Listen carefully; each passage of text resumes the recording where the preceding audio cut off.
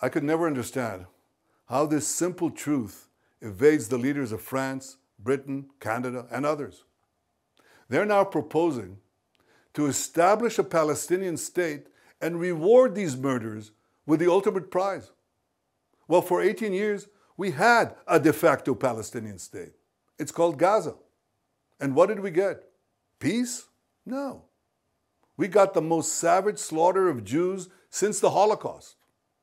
You won't be surprised to learn that Hamas thanked President Macron and Prime Minister Starmer and Carney for demanding that Israel end its war in Gaza immediately. Hamas was right to thank them, because by issuing their demand, replete with a threat of sanctions against Israel, not Hamas, these three leaders effectively said they want Hamas to remain in power. They want Israel to stand down and accept that Hamas's army of mass murderers will survive, rebuild, and repeat the October 7th massacre again and again and again, because that's what Hamas has vowed to do. I say to President Macron, Prime Minister Carney, and Prime Minister Starmer, when mass murderers, rapists, baby killers, and kidnappers thank you, you're on the wrong side of justice. You're on the wrong side of humanity. And you're on the wrong side of history.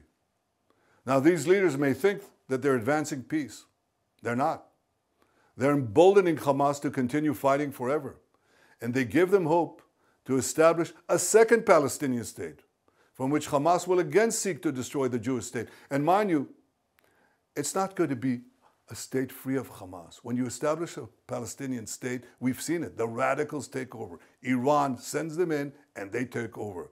So don't give us this talk. It'll be a peaceful Palestinian state. It won't be.